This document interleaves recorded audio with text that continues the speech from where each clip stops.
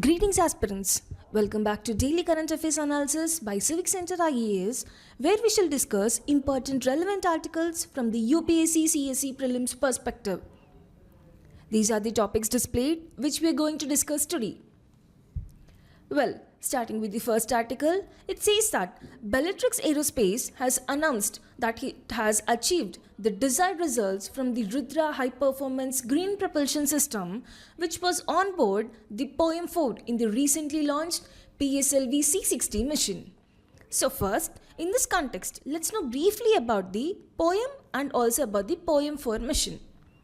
See, POEM, that is POEM, stands for PS4 Orbital Experiment Module, which is an ingenious concept that repurposes the spent fourth stage of PSLV rocket.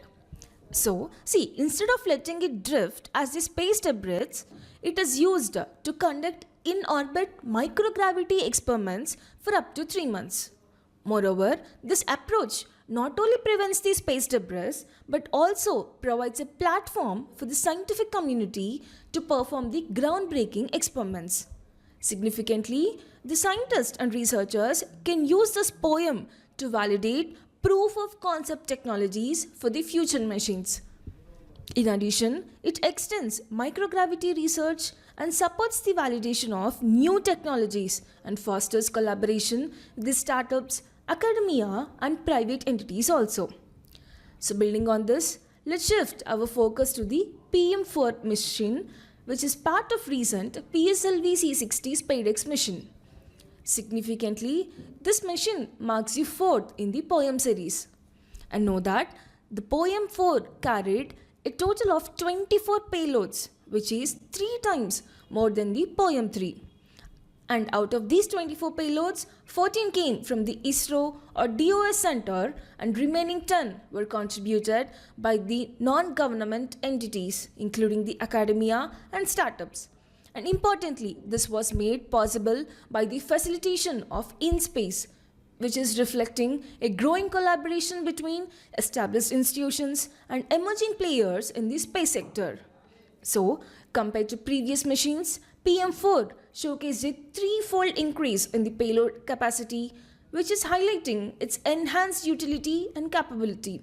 This mission not only underscores the importance of collaboration, but also demonstrates a clear focus on scientific goals, including the precursor experiments for future machines and microgravity technology validation.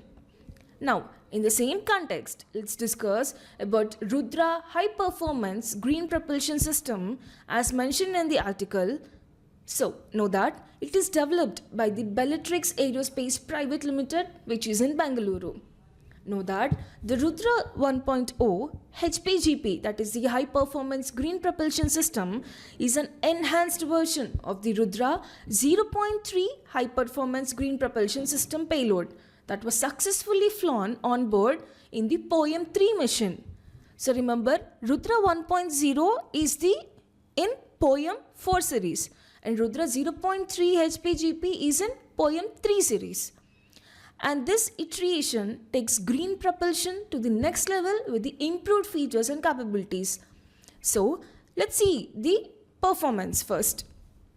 Know that RUDRA 1.0 delivers a nominal thrust of 1 N and achieves an impressive specific impulse of 220 seconds. Adding to its efficiency is its compact design. See, the entire system is neatly packed into a 3U form factor, making it ideal for integration into a variety of space missions. But what makes the system so advanced? Okay, let's break it down. First, it has a propellant tank assembly, which includes an indigenous diaphragm developed entirely in-house. Next, the thrust chamber assembly incorporates Bellatrix proprietary green monopropellant and a high-performance catalyst, ensuring the optimal performance. Additionally, it has also a feature that the Universal Propulsion Control Unit, which is an advanced system for managing propulsion operations. Finally, a precision engineering flow control value also developed in-house, which regulates the flow with remarkable accuracy.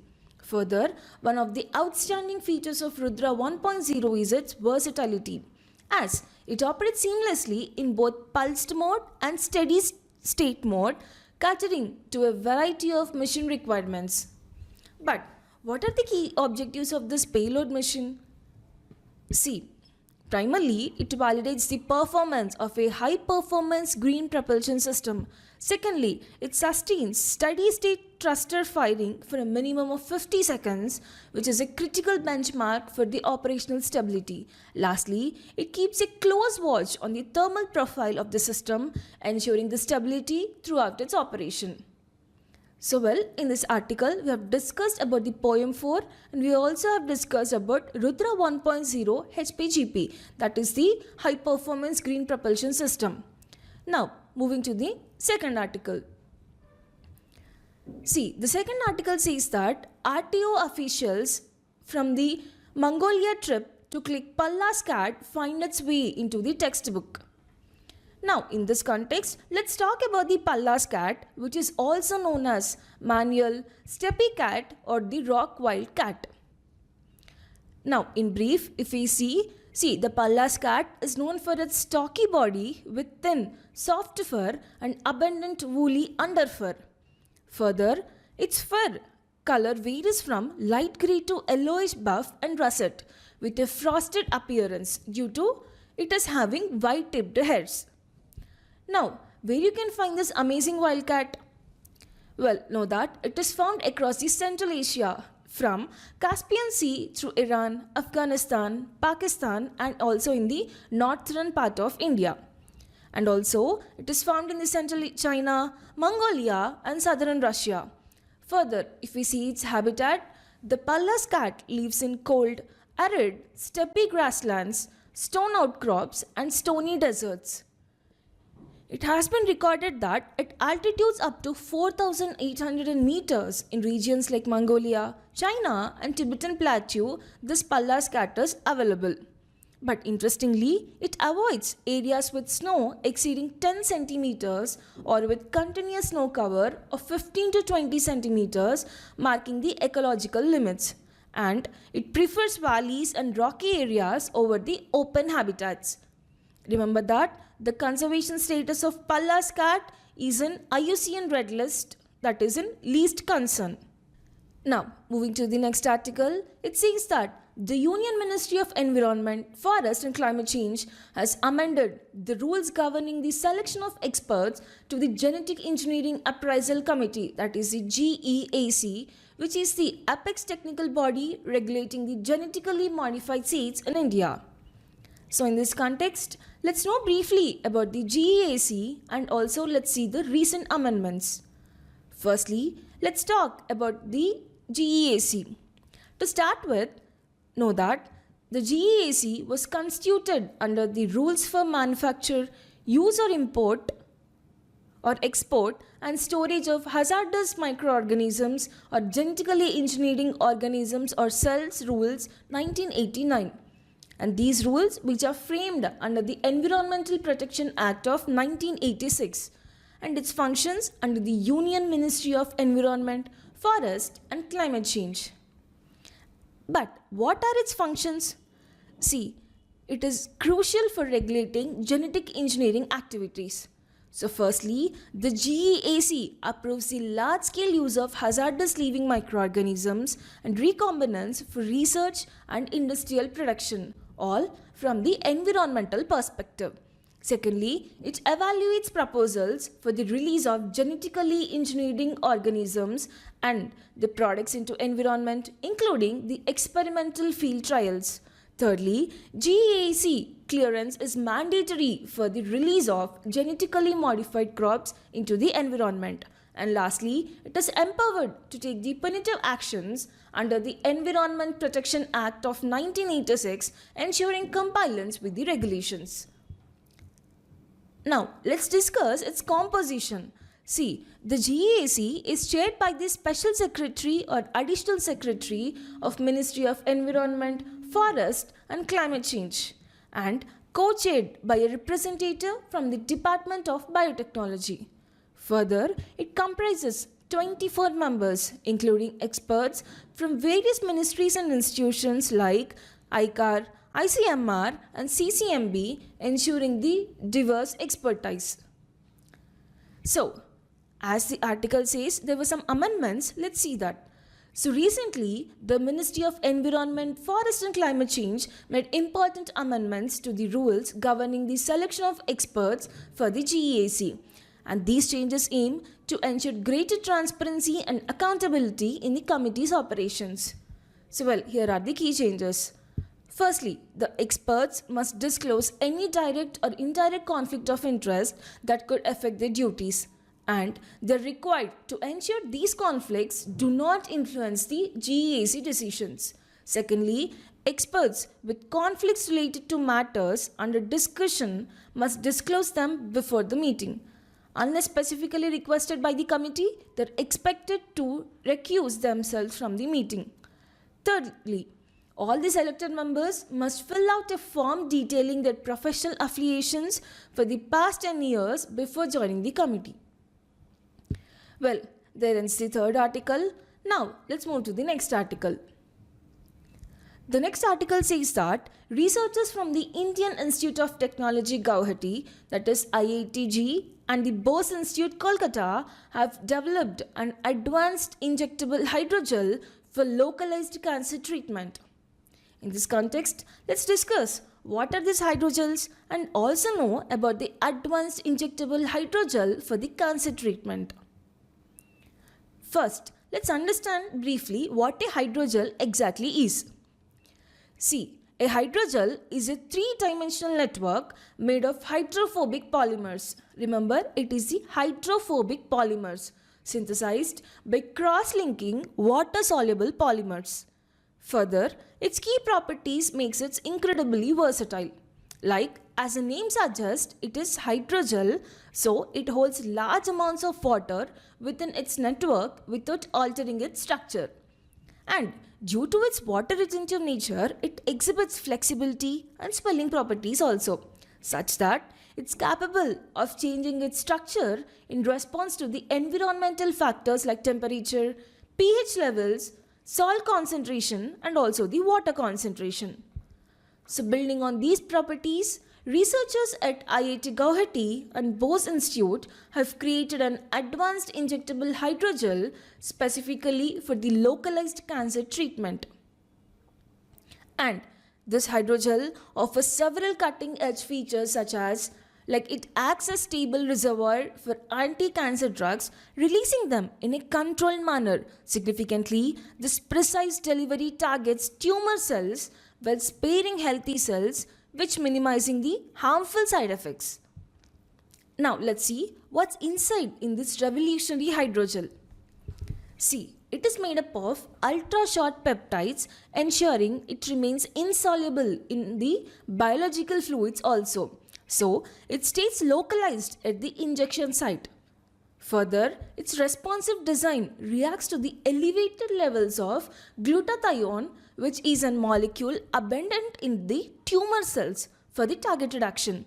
And structurally, it mimics the living tissues, making it highly suitable for the biomedical applications.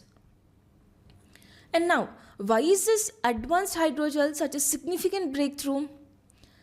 See, as traditional chemotherapy often causes harmful side effects because drugs are delivered systematically, affecting both the cancerous and the healthy cells.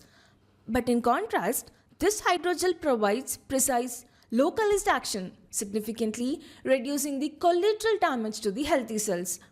And in addition, to reduce these side effects, this innovation represents a breakthrough in breast cancer therapy also, offering a solution that harmonizes perfectly with the biological environment for precise and effective treatment. Now, moving to the next article, it says that Union Labour Minister Manshukh Mandavya said that the Employees Provident Fund Organization, that is the EPFO, will launch its new software system EPFO 3.0 by June this year. And in this context, let's briefly discuss about the EPFO and EPFO 3.0. First, let's start with a quick overview of EPFO. Know that EPFO is a statutory body established under the Employees Provident Fund and Miscellaneous Provisions Act of 1952. Further, it serves as a nodal agency for implementing bilateral social security agreements with the other countries. Additionally, it is one of the largest social security organizations in India, managing a vast beneficiary base and handling large-scale financial transactions. And the EPFO operates under the administrative control of Ministry of Labour and Employment. Furthermore, now let's talk about the EPFO 3.0, which is the next step in enhancing the member experience. Significantly, this upgraded system aims to increase accessibility, streamline process, and introduce innovative features for better management of retirement resources. So quickly, let's have a glance about the features of EPFO 3.0. Well, one of the most anticipated features of EPFO 3.0 is the introduction of an ATM card. So, this card will function like a debit card, providing direct access to the EPF savings, and employees will be able to withdraw their savings instantly from the ATMs, offering a quick solution during the financial emergencies. And in addition to this ATM card, EPFO 3.0 focuses on the digital processes. See, as by minimizing paperwork and reducing the manual intervention, this system promises seamless account management and faster withdrawal processes. And the other significant update is that the potential removal of the contribution cap. Currently, employees contribute 12% of their basic pay, capped at rupees 15,000. But with this EPFO 3.0, this limit may be removed, allowing employees to contribute based on their actual pay, which means higher savings for the retirement. And looking ahead, EPFO is also introducing a centralized pension payment system starting from the January 1st of 2025.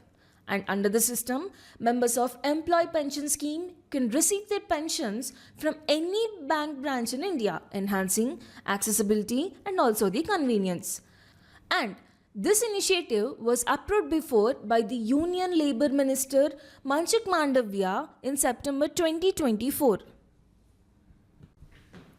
Now, moving to the next article, it says that the right to property is a human right and a constitutional right, and no person can be deprived of his or her property without being paid the adequate compensation, the Supreme Court ruled, while also holding that in exceptional circumstances of inordinate delay in disbursement of compensation, the date of fixing the valuation can be shifted to a more recent one.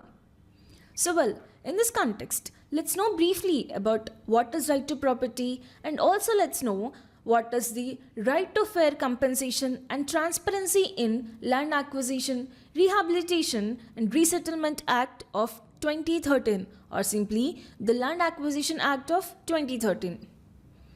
So first, let's start with the right to property and its journey under the Constitution of India.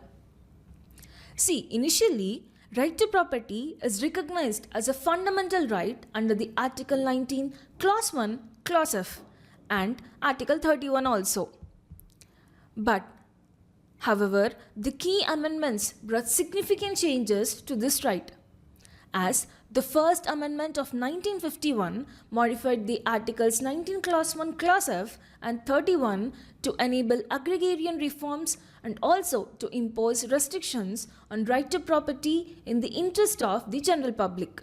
Further, the 44th Amendment of 1978 marked a pivotal shift by abolishing the fundamental right to property, omitting Articles 19 Clause 1 Clause F and 31 with effect from June 20, 1979. And then it introduced Article 300A, making right to property a legal right and not a fundamental one.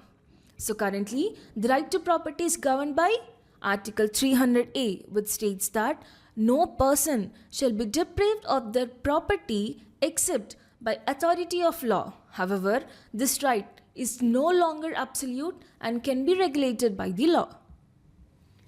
But recently, the Supreme Court of India reaffirmed that the right to property is a human right and a constitutional right. It also ruled that in cases of inordinate delays in compensation, the valuation date for compensation can be shifted to a more recent one.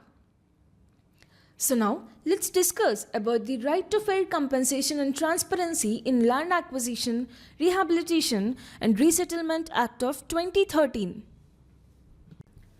which replaced the Land Acquisition Act of 1894, and this act, effective from January 1st, 2014, provides a modern framework for land acquisition with the following goals.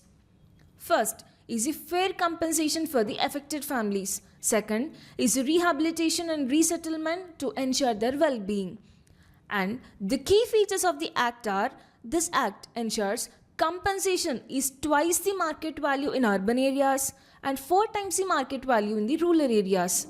Furthermore, 70% consent is required for the public-private partnership projects and 80% consent is needed for private land acquisitions. Also, the acquisition of irrigated multi-crop land is restricted, and if acquired, the government must develop an equal-sized wasteland for the agriculture. So, to address these grievances, the Act also provides a redressal mechanism, as if the individuals are dissatisfied with the compensation or acquisition decisions, they can approach the Land Acquisition, Rehabilitation and Settlement Authority. Further, the Act also emphasizes social and environmental responsibility, where a social impact assessment evaluates the social, environmental and economic effects of land acquisition, and it mandates rehabilitation and resettlement for the affected families, including housing for displaced families, financial assistance for livelihood loss, employment or annuity-based income, and also infrastructure development like roads, schools and healthcare in the resettlement areas. Additionally, the Act defines public purpose to prevent arbitrary acquisitions covering projects like infrastructure development, urbanization, industrial corridors, and if the land remains unused for 5 years, it must either be returned to the original owners or placed in the land bank. Further, certain projects such as those related to defense, railways and atomic energy are exempt from the Act. However, provisions for compensation and rehabilitation and resettlement still apply. Lastly, the Act also promotes transparency and inclusion by mandating public hearing and access to SIA reports, providing extra benefits and consultations for scheduled caste and scheduled tribes. Well, moving to the next article, it says that could a tiger sighted a few kilometers from the line of control in Jammu's Rajouri be the big cat that set out a northwest direction from the Uttarakhand's Rajaji Tiger Reserve, travelling more than 500 kilometers over 2 years? And it's a question mark. Well, in this context, let's talk about the Rajaji Tiger Reserve. Firstly, let's talk about the location. Know that it is spread across the 3 districts in Uttarakhand state. They are the Haridwar, Dehradun and Pauri Garhwal. And this is nestled in the Shivalik ranges, which represents the unique Shivalik ecosystem. Furthermore, the reserve forms part of the Tarai Arc landscape, covering an area of 7,500 square kilometers between the Yamuna River in the northwest and Sharda River in the southeast. Additionally, its location in a transition zone between the Western Himalayas and Central Himalayas further enhances its biodiversity. Now, let's know some of the history of Rajaji Tiger Reserve. So well, know that the reserve was established in the year 1983 by merging the Rajaji Wildlife Sanctuary with the Motichur and Chilla Wildlife Sanctuaries. Further, it was named after the C. Rajgopal Chauri, fondly known as Rajaji, who is a freedom fighter and the last Governor General of India. Now, speaking of flora, the reserve boasts a variety of forest types including semi-evergreen, deciduous, mixed broadleaf forest and also the terrae grasslands. And it is also classified as the Indus-Ganges monsoon forest type. Well, some of the notable species include Rohini, Pallas, Sal, Sandan, Kair, Arjun, Banas, Simul and Chamorar. And now the stars of the reserves, that is the fauna, includes tigers and Asian elephants.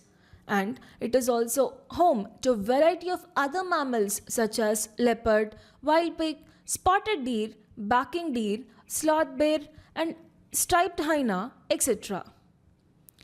So, recently, a tiger was reportedly sighted near the line of control in Rajauri, Jammu, raising a fascinating question that could it have journeyed over 500 kilometers from Rajaji Tiger Reserve? Well, if it's true, this would highlight the tiger's resilience and ability to navigate the challenging terrains covering forest, rivers, and human-dominated landscapes. Such a journey would also underscore the importance of wildlife corridors and protected areas in enabling these magnificent animals to thrive. The next article says that hopes of a recovery in manufacturing sector took a fresh hit as the factory activity levels in India's private sector stumbled to a 12-month low in December from an already weak November performance. Such with new orders and output levels slipping to the lowest through 2024 as per a private survey-based index. So well, in this context, let's actually know what is the Purchasing Managers Index, that is the PMI. Know that the Purchasing Managers Index is a survey-based measure that captures the perception of businesses, decision makers about changes in key business variables compared to the previous month.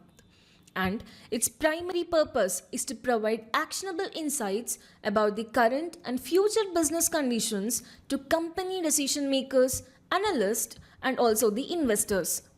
Further, PMI is classified into two categories. First is a manufacturing PMI and second is a services PMI. And a composite index is also calculated to give an overall picture of economic activity. Know that the PMI is expressed as a number on a scale of 0 to 100, where a score above 50 indicates the expansion and a score below 50 signals the contraction. But a reading at 50 means no change. For example, if the current month's PMI is lower than the previous month's, it reflects an economic contraction. And here's something important. It's usually released at the start of every month, making it a great leading indicator of the economic activity. But how is this PMI compiled? Well, the PMI is compiled by the IHS Markit, which is a global leader in information and analytics. Significantly, the IHS Markit provides data for over 40 economies worldwide and is now the part of S&P Global. So, this ensures that PMI readings are accurate, reliable, and widely trusted by businesses and the policymakers. But why is this PMI so widely followed? Firstly, it's a strong indicator of economic health as the manufacturing and services sector are major drivers of the economic growth. So, a high PMI reading indicates that these sectors are performing well and contributing positively to the economy. Conversely, a low PMI reading signals that these sectors are struggling, which may drag down overall economic performance. Now, moving to the next article, the scientists have proved that nanoformulation of melatonin, the hormone produced by the brain in response to the darkness, should improve antioxidative and neuroprotective properties and could be a potential therapeutic solution for the Parkinson's disease. So in this context, let's know what is a Parkinson disease and also discuss about the nanoformulation of melatonin. Now, let's begin by understanding the Parkinson disease. See, the Parkinson's disease is a common neurodegenerative disorder caused by the loss of dopamine producing neurons and the aggregation of the protein alpha synuclein. Unfortunately, current treatments mainly manage only the symptoms as no cure exists. But this has led the researchers to focus on finding better therapeutic solutions that targets underlying mechanism like mitophagy, which is the process of removing dysfunctional mitochondria and reducing the oxidative stress. Now, what role does this melatonin play in Parkinson's disease exactly? So know that the melatonin is a neurohormone that regulates the sleep-wake cycle and is known for its oxidative properties. As the research suggests that melatonin can induce mitophagy, improving the mitochondrial function and elevating oxidative stress, both of which are crucial in combating the neurodegeneration associated with the disease. However, there are some challenges like melatonin's limitation include poor bioavailability, premature oxidation, and difficulty in reaching the brain. So, this is where the Institution of Nanoscience and Technology, Mohali, stepped in with the groundbreaking solution, that is, the nano formulation of melatonin. By using a human serum albumin nanocarrier, scientists have enhanced melatonin's brain delivery and bioavailability. Significantly, this nanomelatonin provides sustained release, improves antioxidative efforts, and exhibits neuroprotective properties, making it a promising therapeutic tool. But how does it work? Well, the nanoformulation enhances mitophagy by upregulating BMI1, an epigenetic regulator that controls the gene expression and induces the mitophagy. This mechanism improves mitochondrial health and also reduces oxidative stress and ultimately offers the neuroprotection. Now, let's look at the experimental findings. See, in both in vitro and in vivo models, nanomelatonin provided significant protection against the rotenone-induced toxicity. It preserved the Th-positive neurons in rats, which is a key marker of neuronal health. Additionally, the overexpression of BMI1 further enhanced mitophagy, protecting neurons from degeneration. So, the implications of this research goes beyond the Parkinson's disease, as dysregulated mitophagy plays a role in other neurodegenerative diseases, meaning nanomelatonin could have broader therapeutic applications, and this innovative approach represents a safer, more effective neurotherapeutic that could significantly improve the patient's outcomes. The last article of the day is that the center announced the formation of an expert panel to revise the constituents of the country's wholesale price index, that is the WPI, in light of the structural changes in the economy that have occurred between 2011 to 2012, the current base year for the critical price gauge, and 2022 to 2023, that would be the new base year. So, in this context, let's discuss about the WPI. Know that the WPI, which stands for Wholesale Price Index, measures the changes in the prices of goods sold and traded in bulk by the wholesale businesses to other businesses. Significantly, it is a key indicator of wholesale inflation in the economy. Remember that the WPI is calculated and published by the Office of Economic Advisor under the Department of Industrial Policy and Promotion in the Ministry of Commerce and Industry. Also, the WPI data is published monthly and the index value represents the average price level for the entire month rather than for a specific date. See, when the WPI rises, it signals there is an inflationary pressure in the economy. Conversely, a decline indicates the deflationary trends.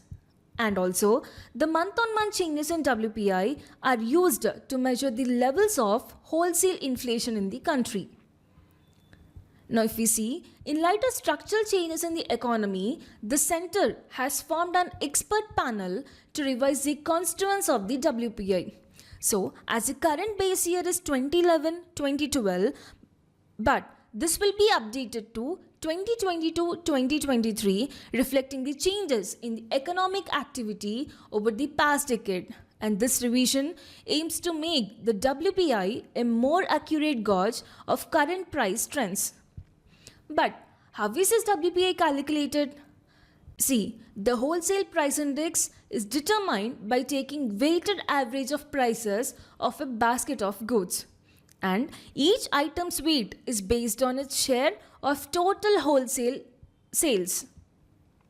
Now, let's break down the basket of goods. See, the WPI comprises three major groups. First is the primary articles, as this includes the essential goods like the agricultural products and also the minerals. Secondly, it is the fuel and power, like it covers energy products such as coal, oil and electricity. And third is the manufactured products, like it represents the goods produced in factories including machinery and consumer items. But why is this WPI so significant? Well, know that the WPI is a critical indicator for understanding price trends at the wholesale level, which often reflect the broader economic conditions. Significantly, policymakers and economists use this WPI to monitor the inflationary pressures and devise strategies to maintain the economic stability. And a sharp rise in WPI could lead to higher costs for businesses, eventually impacting the retail prices and the consumers. Well, we have discussed 10 articles for the day and will be back tomorrow with another video. Thank you.